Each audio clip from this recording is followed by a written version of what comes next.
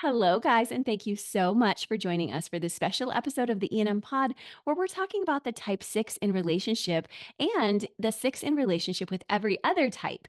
As you may know, we're going over all the 45 pairings of the Enneagram as a result of my book, The Enneagram in Marriage, Your Guide to Thriving Together in Your Unique Pairing. And we go even on a deeper dive there. So if you haven't picked it up there, make sure you get that as well at Amazon or wherever you buy books. And if you have, I would love for you to leave your opinion about it on a review. I read those and I celebrate, hoping that you guys have lives changed forever because of something you learned here with me.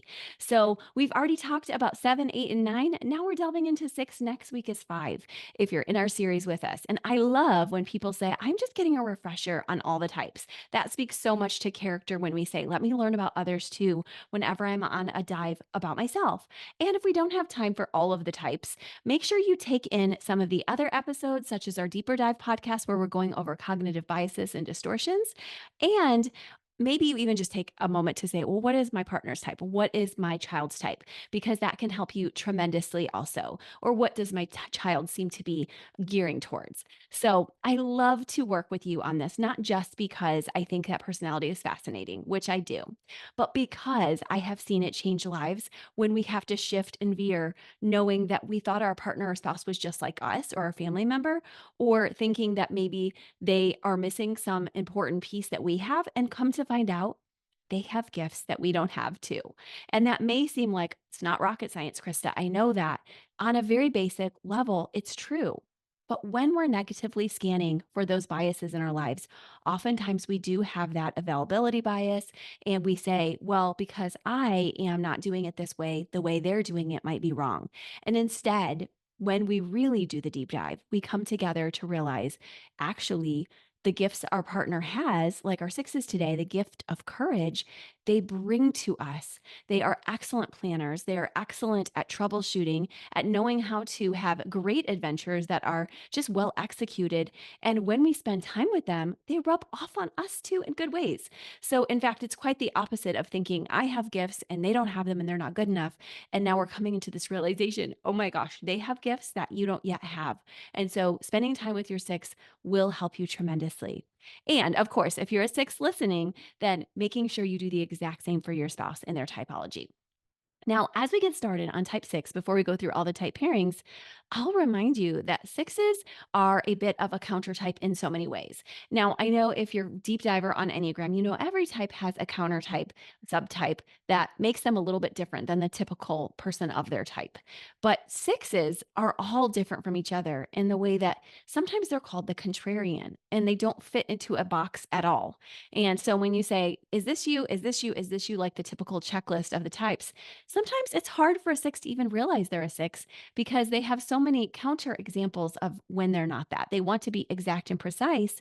And as everyone is, they're unique. So, 6s, if you have really learned that your deepest core issue is fear, and that you go into a state of cowardice when your thinking is off track, and that's the main issue you bring, along with other nuanced issues, but this is the main one, then you are a 6. And it doesn't mean you can't grow to be like other types or that you have to use that label. But this is a good episode for you to listen to so that you get tips for your marriage that you need and for your family that you need. And for all of us, let's remember that in addition to being contrarians, as I said, 6s are great troubleshooters. They can be excellent devil's advocates or skeptics. You might have heard me say in a previous episode, Dave Ramsey has named that he has some 8 in him. That's his main type, but that 6s helped his business to rise up by all their troubleshooting, by all their holding back, by all their questioning. And in your family too, 6s bring a lot of security. And sometimes I'm sure you feel a little frustrated by the questions and maybe even some of the reactivity that comes with those questions that are guiding you to say, are we safe? Are we secure?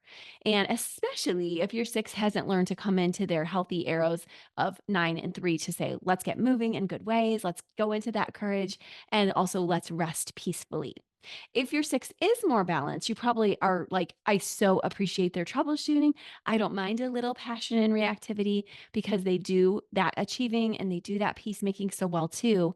And 6s, if you're not there yet, this is something really good for you to aspire to. You've already almost perfected your planning gift. And in fact, now your role in marriage and relationships is quite the opposite. It's to take a deep breath and it's to allow yourself to let go a little bit of that planning fixation that all thinking types, including your counterparts, 5 and 7 also bring. And it's instead saying, how can I come into that rest? How can I come into just doing now that I've prepped so well? And some of that doing might be just even geared toward the things you're afraid of, like, oh, I'm afraid of something national happening.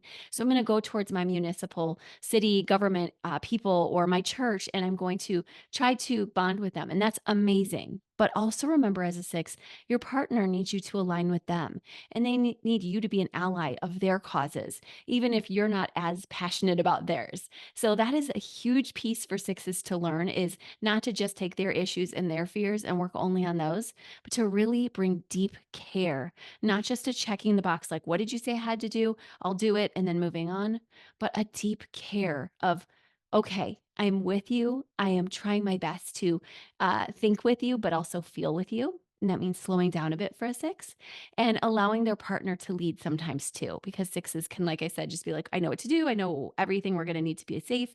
And sometimes the partner says, nobody can plan that future perfectly. Some of this we have to allow. Some of it you have to let me be part of deciding. And we can never 50-50, but try to find the areas where you're amazing at planning and your spouse or partner loves that. And then also try to realize where it might be a blind spot for you or both of you when you don't release or relinquish that control. So that's something really good for you to work on if you're a six. Regularly, it's a question you can ask yourself every week, along with that deep breath. And also, people don't say this to sixes a lot, but it's something I've noticed is sometimes, like eights, sixes need a workout or two every day because they need to release the extra pent up anxious energy. It isn't just that heart work of like, okay, yes, take the deep breath and go into your heart, but also like there's a lot of body activity and maybe even cortisol at work, at movement with you. So just getting that workout in can help you to release a lot of that and even help you as a thinking inhibited type. And I'll talk about that in a second, but it can help you to get your mind organized also because you're taking a little time to yourself. And normally sixes are looking for cultural compliance. And even though they're great, impressive thinkers, sometimes their minds can go just to what the culture's thinking of and wanting. So it's important, like I said, you take some set aside time to process what are my thoughts versus those that I've been ingratiated with. And what are my ways of calming myself so that I can self soothe and not take control or overwhelm my family? So, those are my big tips for you as you come into your beautiful courage. And as I said to your family before we talked about your work, is I want to remind you, family members and spouses, make sure you let your six share their amazing energy and well executed plans. I know my son is very six-ish, and he told me once, and made an impression on me. He said, I really feel like I've already come up. If you've thought of it, I've thought of it 100 times. And that just stuck with me as part of that six nature. Like he's already thought of it way more. So just knowing that and appreciating that is something you can do. And finding good spaces for their minds to move. I know Jack likes to be with others. And so I try to encourage, like I said, making sure he doesn't just lean into others so much that he might overwhelm them by being so agreeable and knowing what he likes. But I also encourage him to take some time to himself to say, what are you good at? And then I see him hacking away on the piano with all kinds of singing and creating or whatever pieces he's putting together. But it's a little more private, like this is my little world. And when my friends are over, I know how to be a good friend, and sixes do. So they don't want to overwhelm their friends with a sense of like, here's what I'm super good at. But lastly, to use sixes in that way, don't be so humble and harmonic that you forget to show who you are. And we say that to nines and threes also because you're all very similar in that way. So make sure you do occasionally show them, not in a bragging way, but in a way that comes alongside and says, oh, I'm here to support your gifts. I also love to support in a very emotional way, not just in this thinking way. And I also know how to get my body work and show you myself and my ideas too. It takes courage to do that. And I love it. And I love the adventures you take us on sixes when you do execute that courage. And we do get to see the way you move in nature, in culture, and in leadership. So now we are going to take a pause to head into sixes with every other pairing. Okay, so sixes with one.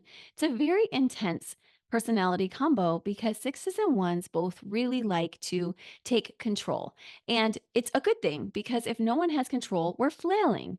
So, what they have to learn is to decide what they're each good at and also what can be parsed out even to other people so the two of them don't feel like they have to do everything for everyone. Because they're both so good at planning, that's what happens a lot of times. And so, they spend time doing a lot of machinations and they don't spend as much time just relaxing and having fun, which they honestly both desperately need. So make sure you schedule times for vacations, which are just chill. Make sure you put the planning away sometimes and just both of you head into the nine space or the nine wing, and you guys will find yourselves time and again in peace. And even you'll have to say that to each other sometimes, six. You'll have to say, I need to set a boundary with you because I have to find my way to peace also, even if it's different from yours. And once you'll have to take a deep breath to let them do that. Now, twos and sixes are great servers of the community together. They love to make sure that others are well fed in every way. It's one of the most caring combos out there, to be honest. And so, as you can imagine, self care for each is very important. And then couple care, they will try to get because that two is very relationally wired and the six is as well. So, I'm grateful for that. I just want you to make sure that you really are mindful of the body work you each need to do to stay healthy, fit, strong, the rest you need so you don't overpace yourself. And of course, six, make sure the two gets to be part of the planning. And then two, make sure you don't overwhelm the six with all your desires to help others because they're going to troubleshoot you just like they do with eights.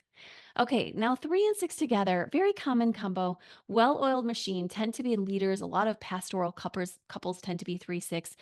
It's because it's a very dynamic pairing that shares a lot of the same rudders. As you heard, the 369 have all these similar points. But what's also important about this pairing is that they really make sure that they are aware that there's a lot of opposites too. One, the six is culturally compliant, the three wants to go ahead, and they need to tend to each of each other's preferences, not just try to change each other. The six will always care a lot about what people think, and the three will too, on one sense, but they'll also always be trying to forge ahead. So allow yourselves to say, yeah, I'm going to teach them, but it's going to take years to teach them. So also spend time just letting them be who they are. And more than that, appreciating them for who they are versus either of you moving into worry space or just completely narcotizing out in the nine space or completely in that doing space. You have to wake up to all your spaces. And I'm saying that same thing in advance to the six and the nine. Now, the four and the six together, oh my gosh, there's a lot of passion here. These are two reactive types. The four is very good at going deep with the six and really showing care. It can frighten the six a little bit, not gonna lie, but it's a lot for a six to take on all the depths of the four because they're like, yeah, I think on these fears all the time. And now you're sharing them all with me. And so, four, you need to understand that, pace yourself, allow yourself to calm yourself. Even as you hope to calm them, and understand that while you find it extremely engaging and exciting to go into these depths and ideals, sometimes your six just wants to chill and watch a show with you, relax with you. I know there's some sixes being like, yes, this is true. So make sure you allow for that too. And then, of course, six, your four will bring you into that heart space that I talked about earlier.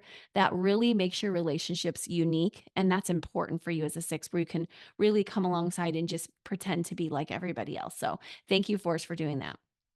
Five sixes together, another really cool pairing because they have this similar thinking style and they get each other. They just understand how to schedule, how to plan. They're very logical together. And they also have a deeply desired way of moving through the world with saving resources of some sort, saving time. They both get the efficiency of that, but the six needs more reactivity from the five than the five often wants to give. And when the six pushes too hard for that, the five goes into their eight and starts to get really upset. But when the five doesn't give it at all and they just withdraw, that also upsets the six. So, fives, what I'm saying to you here is make sure you stand in. Remember the synergy that comes from standing up, but you don't have to be coarse or mean or cruel or rude.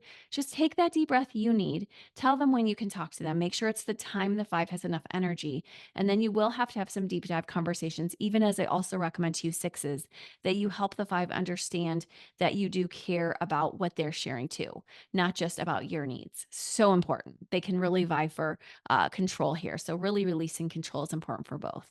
And of course, with a 6 6, when I said there's a deep desire for for control. You know, I'm going there too. And it's important that you realize that 6 6 pairings are a little more rare, but they do occur. And sometimes it's a phobic six with a counterphobic six who kind of goes against the grain when it comes to even culture. Like the regular six we talked about is usually called the phobic six, just deals with fears. And that counterphobic six deals with fears too, but they deal with them by being a bit more attacking.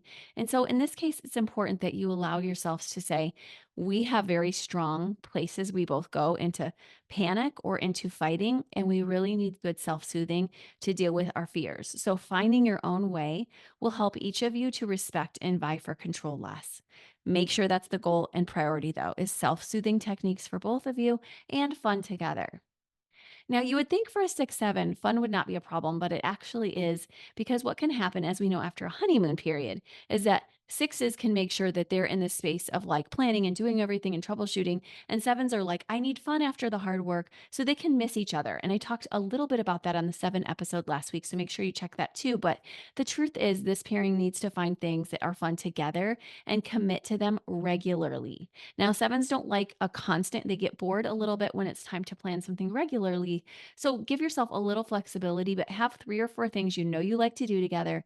Do not let them off the calendar. And when you both agree on something, as I've heard from Heather Richmond, who came on in a 6 7 pairing, I loved it. She said, you got to stick with that. If you find something you both love, you have to stick with it because that's a rarity and you know it's right. Also, sixes need to know sometimes sevens are just ideating. So just to at least allow for that, which you're pretty good at, and then allow them to come back down to earth. And of course, again, opposite, where we're saying, sixes don't tether them too much, sevens need their freedom. 6 8 is a neat pairing because we know that they're both reactivity types who understand the need to finish, to process, to be in the space together of passion.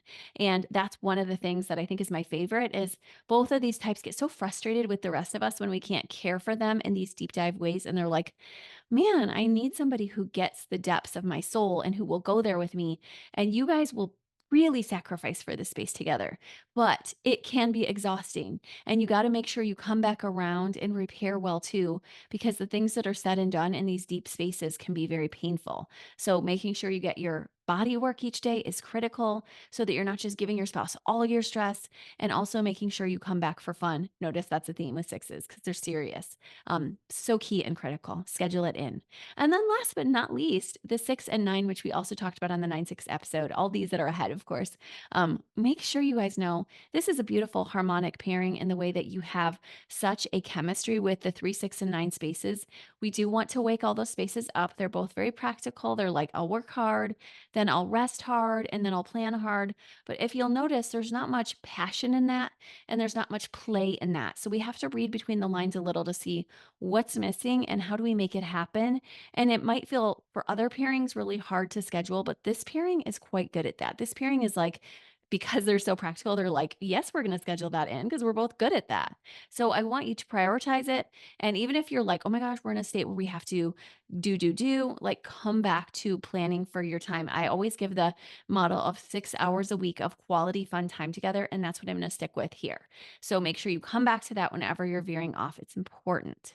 So, thanks, guys, so much for talking to me today about Enneagram sixes. I would not change you for the world, sixes, except to say that as we learn to accept each other authentically, that's when we can say, let's grow little tiny bit by bit together. We're all doing our work. We all need a ton of grace, and we love who you are already, too. So, thank you so much. Make sure you tune into my book behind me here if you're watching on YouTube, The Enneagram in Marriage, Your Guide to Thriving Together in Your Unique Pairing.